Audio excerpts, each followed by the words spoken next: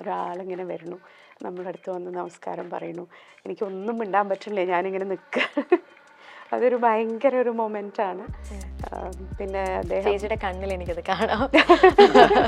No, I was really starstruck because ഞാൻ ഭയങ്കര Kamal sir ഫാനാണ്.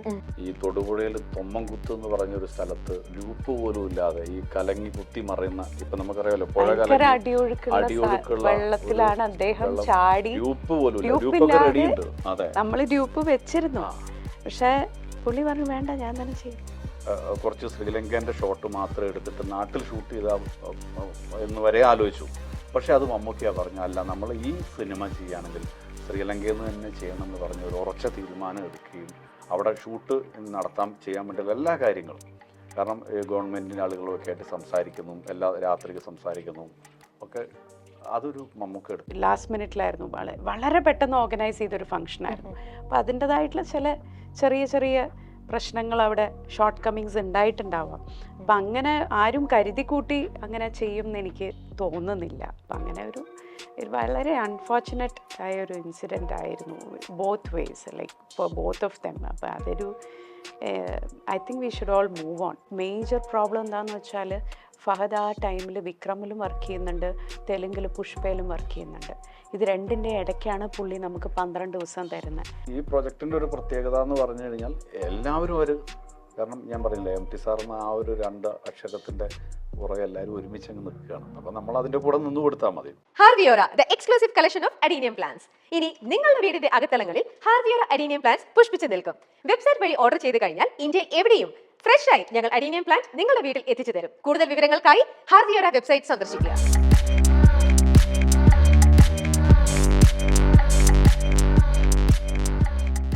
Hi, hello, welcome to Milestone Makers presents അങ്ങനെ പറ. നമ്മൾ ഏറ്റവും കൂടുതൽ വെയിറ്റ് ചെയ്തിരിക്കുന്ന ഒരു ആന്തോളജി സീരീസ് ആണ് മനോരഥങ്ങൾ. ഇതിനോടകം തന്നെ ഇതിൻ്റെ ട്രെയിലർ യൂട്യൂബിൽ റിലീസായിട്ടുണ്ട്. MT വാസുദേവൻ നായർ സാറിൻ്റെ സ്റ്റോറി ബേസ് ചെയ്തിട്ടാണ് ഈ സീരീസ് വരുന്നത്. അപ്പോൾ മൊത്തം 9 സ്റ്റോറീസാണ് ഉള്ളത്. 8 ഡയറക്ടേഴ്സാണ് ഇത് ഡയറക്റ്റ് ചെയ്യുന്നത്. അപ്പോൾ ഇതിൻ്റെ വേറൊരു പ്രത്യേകത എന്ന് പറഞ്ഞു കഴിയുമ്പോൾ ട്രെയിലർ കണ്ട് കഴിഞ്ഞ എല്ലാവർക്കും അറിയായിരിക്കും, ശരിക്കും ഒരു സ്റ്റാർ സ്റ്റഡഡ് മൂവിയാണ്. കമൽഹാസൻ സാറ് തൊട്ട് നമ്മുടെ ലാലേട്ടൻ, മമ്മൂക്ക, അങ്ങനെ വമ്പൻ കാസ്റ്റാണ് ഈ സീരീസിലുള്ളത്. അപ്പോൾ ഇതിലെ ഒരു സ്റ്റോറി ഡയറക്റ്റ് ചെയ്തിരിക്കുന്നത് MT വാസുദേവൻ നായർ സാറിൻ്റെ മകളായ അശ്വതിയാണ്. സോ അശ്വതിയും ഈ മൂവിയുടെ ലൈൻ പ്രൊഡ്യൂസറായ സുധീർ ചേട്ടനുമാണ് നമ്മളുടെ കൂടെ ഇന്ന് ജോയിൻ ചെയ്യാൻ പോകുന്നത്. സോ നമുക്ക് അവരെ വെൽക്കം ചെയ്യാം. ഓക്കെ, എന്തൊക്കെയുണ്ട് വിശേഷങ്ങൾ?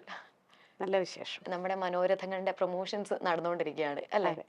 ഓക്കെ, അശ്വതി ചേച്ചി ബേസിക്കലി ഒരു ഡാൻസർ ആണല്ലോ. ഞാനിപ്പോൾ വന്നപ്പോൾ ഞാൻ ചോദിച്ചല്ലോ, ചേച്ചി ബേസിക്കലി ഒരു ഡാൻസറാണ്, കൊറിയോഗ്രാഫർ ആണ്. How to direction?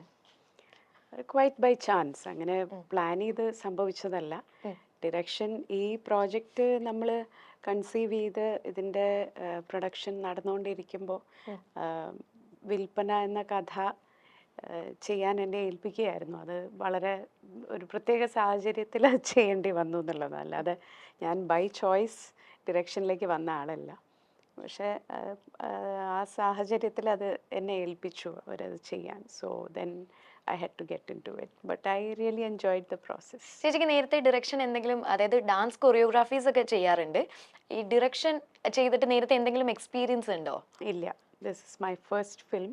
So how challenging was that? It was extremely challenging and എനിക്ക് തോന്നുന്നു എനിക്ക് ഒരു നല്ല ടീമിനെ കിട്ടി. പിന്നെ to a great extent Santhosh Sivan sir, Santhosh ഏട്ടനാണ് ഞാനൊരു മെൻറ്റർ എന്നുള്ള നിലയ്ക്ക് ഞാൻ പറയാം. എന്താണെന്ന് വെച്ചാൽ ഞാനിതൊന്ന് മാറി നിന്നപ്പോൾ എന്നോട് നിനക്കത് ചെയ്യാൻ പറ്റും, ആ കഥ നീ ചെയ്താൽ ശരിയാവും എന്നൊരു ധൈര്യം തന്ന് എൻകറേജ് ചെയ്തത് സന്തോഷ് ഏട്ടനാണ്. സോ അദ്ദേഹത്തിൻ്റെ ഒരു സപ്പോർട്ട്, ബ്ലെസ്സിങ്സ്, പിന്നെ ഒരു നല്ല ടീമിനെ നമുക്ക് സെറ്റപ്പ് ചെയ്യാൻ പറ്റി. അപ്പോൾ I think that is very important. Cinema ഒരു നല്ല ടീം, എൻ്റെ സിനിമ ചെയ്യാൻ എനിക്ക് കിട്ടിയ ടീമും വളരെ സപ്പോർട്ടീവ് ആയിരുന്നു. അപ്പോൾ അവരുടെയൊക്കെ ഒരു ജോയിൻറ്റ് എഫേർട്ടാണ്. And extremely thankful to Asif and Madhuji for trusting me as a first time director. അപ്പോൾ ഒരുപാട് ഈ കഥ ഒരു തുടക്കക്കാരി എന്നുള്ള നിലയ്ക്ക് പറയുകയാണെങ്കിൽ വളരെ ചാലഞ്ചിങ് ആയിട്ടുള്ളൊരു കഥയാണ്. ഒരു വീട്ടിനകത്ത് ഒരു പകലിൽ നടന്നു പോകുന്ന സംഭവങ്ങളാണ്. അപ്പോൾ നമുക്ക് നൈറ്റ് ഷൂട്ട് ചെയ്യാൻ പറ്റില്ല, പകൽ മാത്രമേ ഷൂട്ട് ചെയ്യാൻ പറ്റുള്ളൂ. ഒരു വീടിനകത്താണ് കംപ്ലീറ്റ് ഫ്രെയിംസ്. അപ്പോൾ അങ്ങനത്തെ പല ചാലഞ്ചസും അതിലുണ്ടായിരുന്നു. പക്ഷേ I think as a team we were able to do justice. Okay. Sudheer ചേട്ടന് ഇതിനകത്ത് ലൈൻ പ്രൊഡ്യൂസർ ആയിട്ടാണ് വർക്ക് ചെയ്തിരിക്കുന്നത്. അപ്പം ലൈൻ പ്രൊഡ്യൂസർ എന്ന് പറഞ്ഞു കഴിഞ്ഞാൽ as far as my knowledge production, അതായത് നമ്മുടെ പ്രൊഡ്യൂസറിൻ്റെ ഹെഡാണ്. ഡേ ടു ഡേ നമ്മുടെ സ്കെഡ്യൂൾസും ഷൂട്ടിൻ്റെ ടൈമിൽ വരുന്ന കാര്യങ്ങളൊക്കെ all together all in all നോക്കുക എന്നുള്ളതാണ് ലൈൻ പ്രൊഡ്യൂസർ എന്ന് പറയുമ്പോൾ എൻ്റെ ഒരു നോളജിലുള്ളത്. അപ്പോൾ ചേട്ടാ, ഇത് ഞാൻ നേരത്തെ ഇൻട്രൊഡക്ഷൻ പറഞ്ഞതുപോലെ 9 കഥ, 8 ഡയറക്ടേഴ്സ്, ആൻഡ് ഈ 9 കഥയിൽ വരുന്ന സ്റ്റാർസ് എന്ന് പറഞ്ഞാൽ സ്റ്റാർസ് സ്റ്റഡഡ് മൂവി, വലിയ സ്റ്റാർസ്, അതുപോലെ തന്നെ ടെക്നിക്കൽ ടീമാണെങ്കിലും ഇന്ത്യയിലെ തന്നെ ഫേമസ് ആയിട്ടുള്ള ടെക്നിക്കൽ ടീംസ്. അപ്പോൾ ഈ ഷൂട്ടിന് ഇവരെയൊക്കെ ഒന്നിച്ച് കൊണ്ടുവരിക എന്ന് പറയുന്നത് തന്നെ അതൊരു ഹെക്റ്റിക് ജോലിയാണ്. സോ എങ്ങനെയാണ് ഇത്രയും വലിയ സ്റ്റാർസിനെ നമുക്ക് കൊണ്ടുവരാൻ പറ്റിയത്? അതിൽ നേരത്തെ അശ്വതി പറഞ്ഞതുപോലെ ഇതൊരു ടീം വർക്കായിരുന്നു. ആ ടീം ഒരു എക്സലന്റ് ടീം ഞങ്ങളുടെ കമ്പനി സെറ്റ് ചെയ്തു എന്നുള്ള. കമ്പനി എന്ന് പറയുമ്പോൾ MT സാറിൻ്റെ തന്നെ അശ്വതിയും ഞാൻ ഉൾപ്പെടുന്ന ന്യൂസ് വാല്യൂ എന്ന് പറഞ്ഞ കമ്പനിയാണ് ഇതിൻ്റെ ലൈൻ പ്രൊഡക്ഷൻ ചെയ്തത്. ഈ ടീം ഒരു 3 വർഷക്കാലത്തെ ഒരു ടീമിൻ്റെ ഒരു ഫുൾ ടൈം വർക്കാണ്, അതിൻ്റെ ഒരു റിസൾട്ടാണത്. രണ്ടാമത്തെ കാര്യം എന്ന് പറഞ്ഞാൽ ഇത് MT സാറിൻ്റെ ഒരു ലെഗസി. അപ്പോൾ നമുക്ക് സാധാരണ ഒരു സിനിമയ്ക്ക് വേണ്ടിയിട്ട് അതിൻ്റെ ആർട്ടിസ്റ്റിനെയോ അല്ലെങ്കിൽ ടെക്നീഷ്യനെയോ അപ്രോച്ച് ചെയ്യുന്നതിനേക്കാൾ കുറച്ചുകൂടി ഒരുപാട് ഈസിയാണ്. കാരണം നമുക്ക് ഈ പ്രൊജക്റ്റിലേക്ക് ഇതിൻ്റെ ഡയറക്ടേഴ്സ് ആണെങ്കിൽ ഒരു 25 വർഷവും 30 വർഷമൊക്കെ ആയിട്ട് MT സാറിൻ്റെ ഒരു സിനിമ ഡയറക്റ്റ് ചെയ്യാൻ വേണ്ടി ആഗ്രഹിക്കുന്ന, ഒരു സ്ക്രിപ്റ്റ് ചെയ്യാൻ വേണ്ടി ആഗ്രഹിച്ചിരിക്കുന്ന ഡയറക്ടേഴ്സ്, അതേപോലെ ടെക്നീഷ്യൻസ്, ഏത് ആർട്ടിസ്റ്റായാലും ഒരു ചെറിയ ആർട്ടിസ്റ്റ് ആണെങ്കിൽ പോലും നമുക്ക് അതിൻ്റെ അകത്ത് ഒരു ഷോട്ടിൽ നമുക്കൊരു ചാൻസ് കിട്ടിയാൽ മതി MT സാറിൻ്റെ സ്ക്രിപ്റ്റിൽ എന്ന് ആഗ്രഹിച്ചിരിക്കുന്ന ഒരു സൗത്ത് ഇന്ത്യയിലെ ആർട്ടിസ്റ്റുണ്ട്. അപ്പോൾ അതുകൊണ്ട് അത് എളുപ്പമാക്കി മറ്റൊരു സിനിമയെ അപേക്ഷിച്ച്. പക്ഷേ അതൊരു ഈ പറഞ്ഞതുപോലെ വലിയൊരു ചാലഞ്ചിങ് പ്രോസസ്സായിരുന്നു. നല്ലൊരു ടീമുണ്ടായിരുന്നു. പ്രത്യേകിച്ച് കോവിഡിൻ്റെ കാലത്താണ് നമ്മളിതിൻ്റെ ഷൂട്ട് സ്റ്റാർട്ട് ചെയ്യുന്നത്. അപ്പോൾ ആ സമയത്ത് എന്താ പ്രശ്നം എന്ന് വെച്ചാൽ ഒരുപാട് സിനിമകൾ അവിടെ പെൻഡിങ് ആയിട്ടിരിക്കുകയാണ് ആർട്ടിസ്റ്റിൻ്റെ. അപ്പോൾ കോവിഡ് കഴിഞ്ഞാൽ ഇമ്മീഡിയറ്റ് പഴയ സിനിമകൾ ഡേറ്റ് കമ്മിറ്റ് ചെയ്ത സിനിമകളൊക്കെയാണ് സ്റ്റാർട്ട് ചെയ്യേണ്ടത്. അതിൻ്റെ ഇടയിൽ ആണ് പലരും വന്നിട്ട് നമ്മുടെ സിനിമ, ഇപ്പോൾ ഉദാഹരണത്തിന് ലാൽ സാറ് ബറോസ് കഴിഞ്ഞ് ഇമ്മീഡിയറ്റ് നെക്സ്റ്റ് വീക്കിൽ, അല്ലേ, ബറോസ് അദ്ദേഹത്തിൻ്റെ സ്വന്തം സിനിമയായ ബറോസ് കഴിഞ്ഞിട്ട് അത് നെക്സ്റ്റ് വീക്കിൽ തന്നെ നമ്മുടെ സിനിമയിൽ ജോയിൻ ചെയ്തു. അത് MT സാറിൻ്റെ ഒരു സ്ക്രിപ്റ്റ് ആയതുകൊണ്ടാണ്. മമ്മൂക്കയാണെങ്കിലും ഫഹദാണെങ്കിലും എല്ലാ ആർട്ടിസ്റ്റും അങ്ങനെയായിരുന്നു.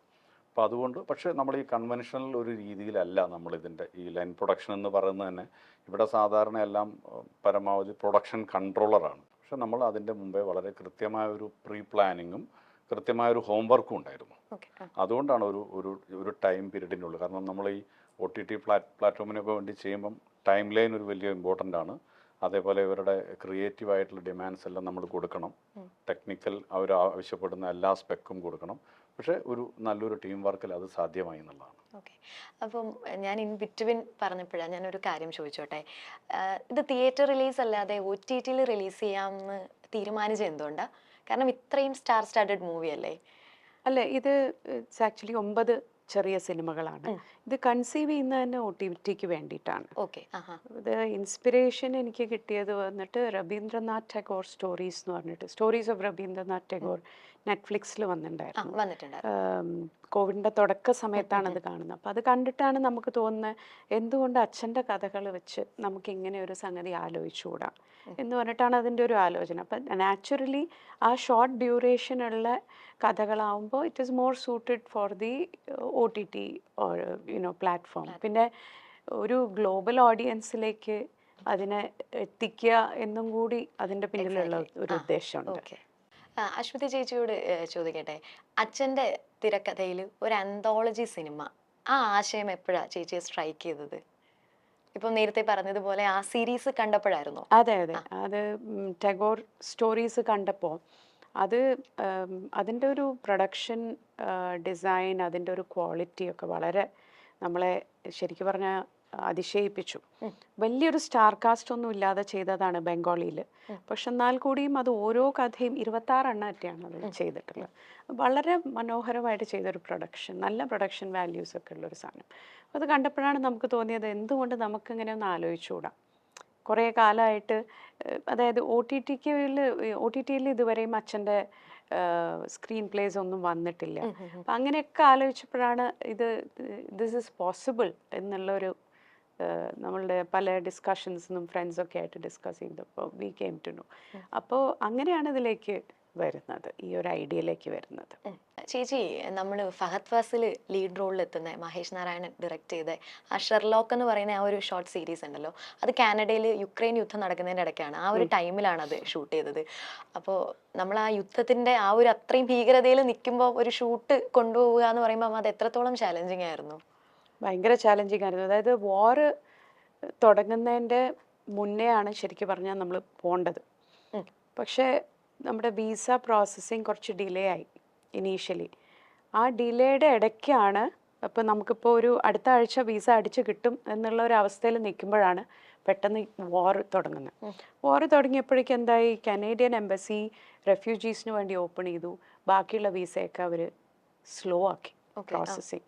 അപ്പോൾ അതോടുകൂടി നമുക്കുള്ളൊരു മേജർ പ്രോബ്ലം എന്താണെന്ന് വെച്ചാൽ, ഫഹദ് ആ ടൈമിൽ വിക്രമിലും വർക്ക് ചെയ്യുന്നുണ്ട്, തെലുങ്കിൽ പുഷ്പയിലും വർക്ക് ചെയ്യുന്നുണ്ട്.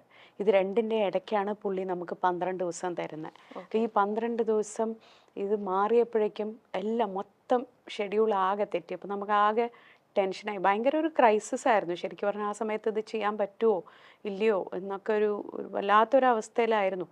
പിന്നെ എങ്ങനെയൊക്കെയോ നമ്മൾ പല വഴികളും ഉപയോഗിച്ച് എങ്ങനെയൊക്കെയോ ഒരു 2 വീക്സിൻ്റെ ഒരു 2-3 വീക്സിനുള്ളിൽ നമ്മൾ എല്ലാവരുടെയും വിസ പ്രോസസ്സ് ചെയ്തെടുത്തു. അതിന് ഒരുപാട് എന്താ പറയുക, ഒരുപാട് സ്ട്രെസ്ഫുൾ ആയിരുന്നു ആ ഒരു പീരീഡ് എന്ന് പറയുന്നത്. ചേച്ചി, അവിടെ ചെന്നിട്ട്, അതായത് ആ ഒരു യുദ്ധത്തിന്റെ അന്തരീക്ഷത്തിൽ നിൽക്കുന്ന ടൈമാണല്ലോ അവിടെ ചെല്ലുന്നത്, അവിടെ ചെന്നിട്ടുള്ള ഷൂട്ട് പ്രോസസ് ഒക്കെ എങ്ങനെയായിരുന്നു? അവിടെ ആക്ച്വലി ഡയറക്റ്റ്ലി യുദ്ധം അവിടെ കാനഡയിൽ ബാധിച്ചിട്ടൊന്നുമില്ല, പക്ഷെ വിൻ്റർ ആയിരുന്നു. അപ്പോൾ അതിൻ്റെതായിട്ടുള്ള നല്ല ബുദ്ധിമുട്ടുകൾ നമുക്കുണ്ടായിരുന്നു. തണുപ്പ്, പിന്നെ റോഡിലൊക്കെ ഷൂട്ട് ചെയ്യുമ്പോൾ പലപ്പോഴും സ്ലിപ്പറി ആവും റോഡ്. അപ്പോൾ അവിടുത്തെ ലോക്കൽ ഗവൺമെൻറ്റിൻ്റെ ഒരു സപ്പോർട്ടും കൂടി ഉണ്ടായിരുന്നു. അതും കൂടി ഇല്ലെങ്കിൽ നമുക്ക് അവിടെ അത് ഇത്രയും ഈസി ആയിട്ട് നമുക്ക് ചെയ്യാൻ പറ്റില്ല. അപ്പോൾ അവിടുത്തെ പ്രത്യേകിച്ച് കാനഡയിലെ എഡ്മണ്ടൺ എന്ന് പറയുന്ന സിറ്റി വെരി ഫിലിം ഫ്രണ്ട്ലി ആണ്. അപ്പോൾ അവിടുത്തെ യൂണിവേഴ്സിറ്റിയിൽ ഫിലിം ഡിപ്പാർട്ട്മെൻ്റ് ഒക്കെ ഉണ്ട്. അപ്പോൾ അങ്ങനെ അവിടുത്തെ ലോക്കൽ ഗവൺമെൻറ്റിൻ്റെ സപ്പോർട്ടും കൂടി നമുക്ക് ഉണ്ടായിരുന്നു ആ സമയത്ത്. അപ്പോൾ അങ്ങനെയാണത് ചെയ്യാൻ പറ്റുന്നത്. അതുപോലെ തന്നെ മമ്മൂക്ക ലീഡിൽ വരുന്ന ആ ഒരു ഷോർട്ട് സ്റ്റോറി നമ്മൾ ഷൂട്ട് ചെയ്യുന്ന ടൈമിൽ ശ്രീലങ്കയിലും ഇഷ്യൂസ് നടക്കുന്ന സമയത്തല്ലായിരുന്നു. അപ്പോൾ ചേട്ടാ, മമ്മൂക്കയെ പോലെ ഒരു സ്റ്റാറിനെ കൊണ്ട് നമ്മൾ അങ്ങനെ ഒരു ഇഷ്യൂ ഉള്ള ഒരു സ്ഥലത്തോട്ട് പോകുമ്പോൾ ഡെഫിനറ്റ്ലി അതൊരു ഹ്യൂജ് ചാലഞ്ചിനേക്കാളും നമ്മുടെ റെസ്പോൺസിബിലിറ്റിയും കൂടെ ആണ്. സോ അതെങ്ങനെ ഹാൻഡിൽ ചെയ്തത് ചേട്ടാ? ശരിക്കും അത് ഈ പോകുന്ന കാര്യത്തിൽ വലിയൊരു ആശങ്ക ഉണ്ടായിരുന്നു. കാരണം അവിടെ ആ ആഭ്യന്തര പ്രശ്നങ്ങളും ഇഷ്യൂസും ഒക്കെ നടക്കുന്നതിൻ്റെ ഒരു ഇടവേളയിലാണത്. അപ്പം അതൊന്ന് ശാന്തമായിട്ട് ശാന്തമായിട്ട് പോകാൻ നിന്ന് കഴിഞ്ഞാൽ നമ്മുടെ ടൈം പ്രശ്നമാവും. നമ്മളിത് കംപ്ലീറ്റ് ചെയ്യേണ്ട ടൈം പ്രശ്നമാവും. പിന്നെ സത്യത്തിൽ ഞങ്ങൾ പോകുന്ന ആ സമയത്താണ് ഈ ചൈന ഒരു ഷിപ്പ് അവിടെ വരുന്ന ഇഷ്യൂ ഒക്കെ നടക്കുന്നത്. പിന്നെ ഇത് നമുക്ക് ഒരുപാട് ഇങ്ങനെ ഇത് എക്സ്റ്റെൻഡ് ചെയ്ത് കൊണ്ടുപോകാനും പറ്റില്ല. അങ്ങനെ പിന്നെ അവിടുന്ന് ഗവൺമെൻറ്റിൻ്റെ സൈഡിൽ നിന്ന്, ഇപ്പം ശ്രീലങ്കൻ പ്രസിഡൻറ്റിൻ്റെ സൈഡിൽ നിന്ന് പോലും നല്ലൊരു നമുക്കെല്ലാ പ്രൊട്ടക്ഷനും, ഇപ്പം മമ്മൂക്ക അവിടെ വന്നിറങ്ങിയ സമയത്ത് മുതൽ തന്നെ ഗവൺമെൻറ്റിൻ്റെ സൈഡിൽ നിന്ന് കംപ്ലീറ്റ് പ്രൊട്ടക്ഷൻ ഉണ്ടായിരുന്നു. അവരുടെ മിലിറ്ററിയും കാര്യങ്ങളും എല്ലാം അവർ വിട്ടു തന്നിട്ട് നമുക്ക് സേഫായിട്ട് ഷൂട്ട് ചെയ്യാൻ അത് അവർ. പിന്നെ അതേപോലത്തെ അവിടുത്തെ ടൂറിസം മിനിസ്റ്റർ ഹാരിൻ ഫെർണാണ്ടോ എന്ന് പറഞ്ഞ അദ്ദേഹം നമ്മുടെ കൂടെ മിക്കവാറും ദിവസങ്ങൾ അദ്ദേഹം ഹോട്ടലിൽ വരികയും എല്ലാ സപ്പോർട്ടും ഉണ്ടായിരുന്നു. മിനിസ്ട്രിയുടെ എന്താ പറയുക, ഒരു മാർവലസ് എന്താ പറയുക, അങ്ങനത്തെ ഒരു സപ്പോർട്ട് അവരുടെ മമ്മൂക്കയുടെ റെസ്പോൺസ് എന്തായിരുന്നു? മമ്മൂക്ക എന്ന് വെച്ചാൽ അവിടെ നമ്മൾ ഈ ശരിക്കും ഇവിടെയുള്ള പോലെ തന്നെ മമ്മൂക്ക് വലിയൊരു ഫാൻസ് അവിടെ ഉണ്ട്, എല്ലായിടത്തും ഉണ്ട്. മലയാള സിനിമകൾ നന്നായിട്ട് കാണുന്നുണ്ട്. പല സിനിമകളും ഈ സിംഹള ഭാഷയിലേക്കൊക്കെ മാറ്റിയിട്ട് അവിടെ തിയേറ്ററിൽ വരെ സിനിമകൾ പ്രദർശിപ്പിക്കുന്നുണ്ട്. പിന്നെ മമ്മൂക്ക എല്ലാവർക്കും നമുക്ക് ഇവിടെ ഒരു കേരളത്തിലൊരു നമ്മളൊരു വില്ലേജിൽ പോയാൽ, ഇപ്പോൾ ഇത് ഷൂട്ട് ചെയ്ത കടുകണ്ണാവ എന്ന് പറഞ്ഞ വില്ലേജ് ഉണ്ട്. അവിടെയൊക്കെ നമ്മൾ സാധാരണ ഒരു കേരളത്തിലൊരു വില്ലേജിൽ പോയാൽ ഉണ്ടാവുന്ന രീതിയിലുള്ള ആളുകളും ഷൂട്ടിംഗ് കാണാൻ വരുന്ന ആളുകളും പിന്നെ എല്ലാ സപ്പോർട്ടും ഉണ്ട്. ശരിക്കും നമ്മൾ കേരളത്തിൽ ഷൂട്ട് ചെയ്യുന്ന അതേ ഒരു ഇത് തന്നെയായിരുന്നു. അപ്പം നല്ല പ്രൊട്ടക്ഷൻ ഈ സമയത്ത് നമ്മൾ ഗവൺമെൻറ്റിൻ്റെ സൈഡിൽ നിന്ന് കിട്ടിയെന്നുള്ളതാണ്.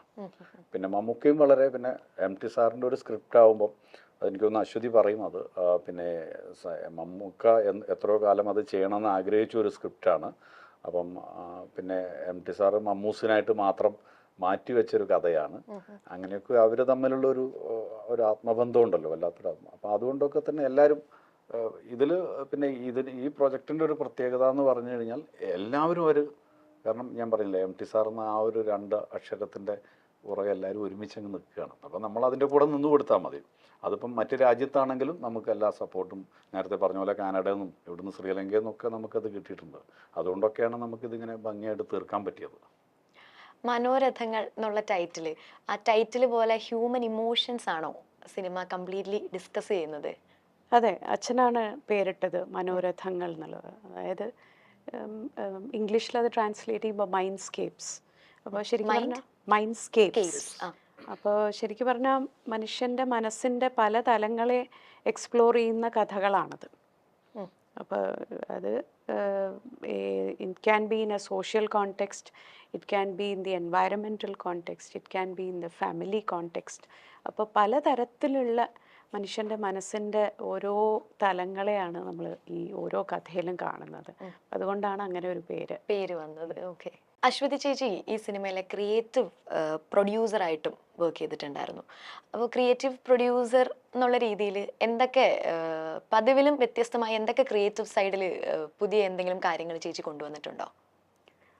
പുതിയത് എന്ന് പറയാൻ എനിക്ക് അറിഞ്ഞൂടാ. പക്ഷെ നമ്മൾ ബേസിക്കലി ചെയ്യുന്നത് എന്താണെന്ന് വെച്ചാൽ റൈറ്ററുടെയും ഡയറക്ടറുടെയും ഇടയിൽ അവർക്ക് വേണ്ടുന്ന കാര്യങ്ങൾ, ഇപ്പോൾ ചില ഡയറക്ടേഴ്സിന് ചില സമയത്ത് അച്ഛനോട് നേരിട്ട് ചില കാര്യങ്ങൾ ചോദിക്കാൻ പറ്റാത്ത സാഹചര്യമാകുമ്പോൾ നമ്മളോട് ചോദിക്കും, നമ്മളത് കമ്മ്യൂണിക്കേറ്റ് ചെയ്ത് കൊടുക്കും. അതേ സമയത്ത് we have to ensure that from the production side ഇതിന് വേണ്ടുന്ന ക്രിയേറ്റീവ് സപ്പോർട്ട് മുഴുവൻ ഉണ്ട്, അതിന് വേണ്ടുന്ന കാര്യങ്ങളൊക്കെ കൃത്യമായിട്ടുണ്ട്. അതൊക്കെ ഒന്ന് എൻഷുർ ചെയ്യുക എന്നുള്ളതാണ്. അപ്പോൾ എന്തായാലും നമ്മൾ കുറേ മസിൽ പിടിച്ച ചോദ്യങ്ങളൊക്കെ ചോദിച്ചല്ലോ. ഇനി നമുക്കൊരു ചെറിയൊരു റൗണ്ടിലോട്ട് പോവാം. ജസ്റ്റ് ക്യൂരിയസ് എന്നാണ് റൗണ്ടിൻ്റെ പേര്. അതായത് ഞങ്ങൾക്ക് നിങ്ങളുടെ ഇടയ്ക്ക് നിന്ന് അറിയാൻ ആഗ്രഹമുള്ള ചില ചെറിയ ചെറിയ കാര്യങ്ങൾ. ഓക്കെ. അപ്പോൾ ആദ്യം തന്നെ ഞാൻ ചോദിക്കട്ടെ, നമ്മളുടെ മൂവിയുടെ ടീസർ തുടങ്ങുമ്പോൾ കമൽഹാസൻ സാറിനെയാണ് പ്രസൻറ്റ് ചെയ്യുന്നത്. സാറാണ് നെറേറ്റ് ചെയ്യുന്നത് എന്ന് ഞാൻ വായിച്ചു. കഥ ത്രൂ ഔട്ട് നെറേറ്റ് ചെയ്യുന്ന സാറാണ് എന്ന്. അപ്പോൾ ആസ് എ ഫാൻ എങ്ങനെയാണ് കമൽഹാസൻ സാറിനെ ഇതിലേക്ക് കൊണ്ടുവന്നത്? അല്ലെങ്കിൽ ഹൗ ഇസ് ഹി? എങ്ങനെയാണ് കമൽഹാസൻ സാറ് സെറ്റിൽ എങ്ങനെയായിരുന്നു? അല്ല, എല്ലാവരും കൊണ്ടുവന്നത് MT എന്ന് പറയുന്ന ഒരു 2 അക്ഷരമാണ്. സെറ്റിൽ എങ്ങനെയായിരുന്നുള്ളത് അശ്വതി പറയും. അതായത് നമുക്കിതിൻ്റെ ഒരു Kamal sir is the presenter of all the 9 stories. അപ്പോൾ ഈ 9 കഥകൾക്കും ഒരു ചെറിയൊരു പ്രില്യൂഡ് വേണം എന്നുള്ള ഒരു ആശയം വന്നു. അതായത് വെറുതെ കഥകളായിട്ട് വരാതെ ഒരു പെർട്ടിക്കുലർ പേഴ്സൺ, എല്ലാ ഭാഷയിലും അറിയപ്പെടുന്ന ഒരാൾ, ഒരു ആക്ടർ വന്ന് ഇതിൻ്റെ കഥകളുടെ ഇൻട്രൊഡക്ഷൻ പറയണം എന്നുള്ളത് ഒരു ഐഡിയ വന്നു. അപ്പോൾ അത് ആരുടെ ഐഡിയ ആയിരുന്നു? കാരണം 8 ഡയറക്ടേഴ്സ് ആണല്ലോ, 9 സ്റ്റോറിയും സെപ്പറേറ്റ് ചെയ്യാണല്ലോ. അപ്പോൾ ഓൾ ടുഗദർ ഇത് മൊത്തത്തിൽ ഇത് ഒന്ന് കമ്പോസ് ചെയ്ത് കൊണ്ടുവന്ന ആരായിരുന്നു? ക്രിയേറ്റീവ് പ്രൊഡ്യൂസർ ഒരു ഇത് തന്നെയാണ്. ആശയവും അതിൻ്റെ ഇത് എങ്ങനെ വേണം, ഇതിൻ്റെ ഒരു കോൺസെപ്റ്റ് ഇത് എങ്ങനെ പ്രസന്റ് ചെയ്യണം, അവിടെയാണ് ക്രിയേറ്റീവ് പ്രൊഡ്യൂസർ എന്ന് പറയുന്ന ഒരു പോസ്റ്റിൻ്റെ വളരെ ഇമ്പോർട്ടൻസ്. കാരണം ഇതിന് ഈ പറഞ്ഞത് വളരെ ഇമ്പോർട്ടൻ്റ് ആയ ഒരു ക്വസ്റ്റ്യനാണ്. കാരണം ഓരോ ഡയറക്ടേഴ്സും അവരുടെ സിനിമകൾ ചെയ്യുക എന്നുള്ളതാണ്. പക്ഷെ ഒരു ഷോ റണ്ണറായിട്ട് പ്രിയൻ സാറുണ്ട് ഇതിന്. അപ്പം കൂടുതൽ ഇൻട്രാക്ഷൻസ് നടക്കുക ക്രിയേറ്റീവ് പ്രൊഡ്യൂസറും പിന്നെ പ്രിയൻ സാറും പിന്നെ സരിഗമയുടെ ക്രിയേറ്റീവ് ടീമുണ്ട് അന്നത്തെ. അപ്പം അങ്ങനെ ഉണ്ടായതാണ്. അപ്പം എൻ്റെ ബേസിക് ഈ ഒരു ആശയം ഞാൻ പറഞ്ഞു. അപ്പോൾ അത് അവർക്ക് വളരെ ഇഷ്ടപ്പെട്ടു. അവർ പറഞ്ഞു നല്ല കാര്യമാണ്, നമുക്കത് ആലോചിക്കാം. അപ്പം അങ്ങനെ ആലോചിച്ചപ്പം കമൽ സാർ എന്ന് പറയുമ്പോൾ ഒരു യൂണിവേഴ്സൽ നെയിമാണ്. എല്ലാ ഭാഷയിലും അദ്ദേഹത്തെ അറിയാം ആളുകൾക്ക്.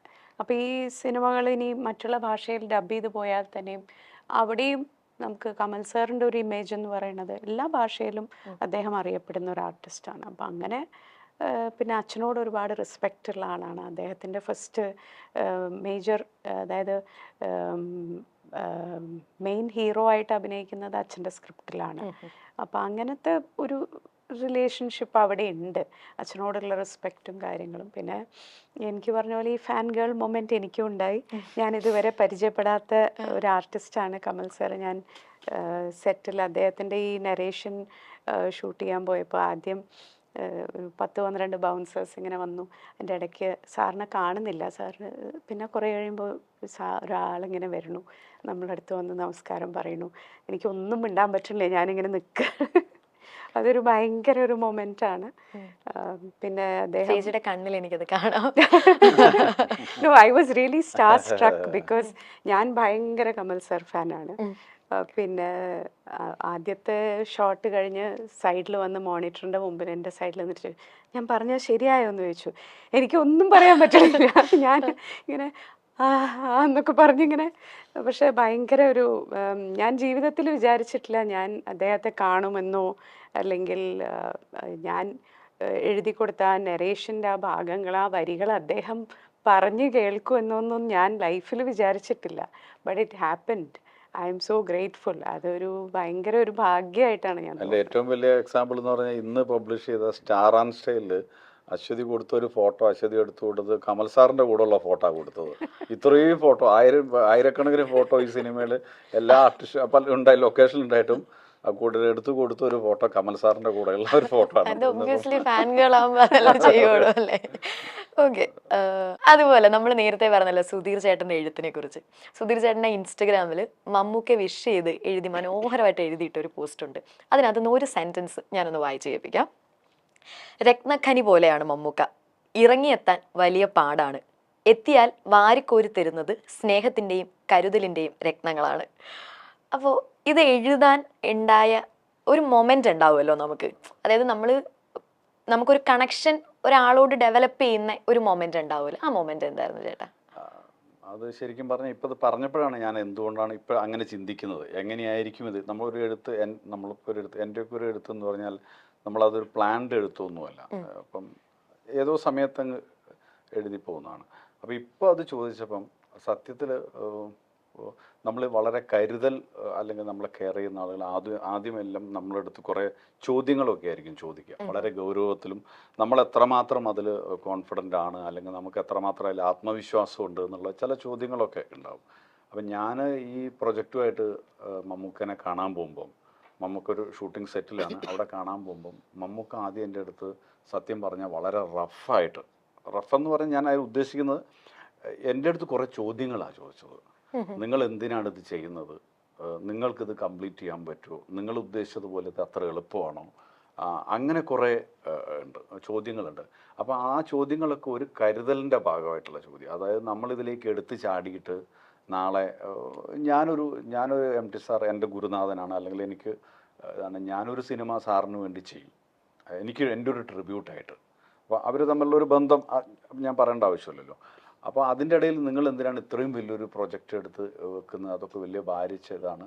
അശ്വതി ഇതിനെപ്പറ്റി ഒരുപാട് ആലോചിച്ചിട്ടുണ്ടോ, നിങ്ങൾ ആലോചിച്ചിട്ടുണ്ടോ, ഇതിൻ്റെ ഗൗരവം അറിയോ, നിങ്ങൾക്ക് സിനിമയുടെ കുറിച്ച് കൂടുതൽ കാര്യങ്ങൾ, ഇങ്ങനെ കുറേ ചോദ്യങ്ങളുണ്ട്.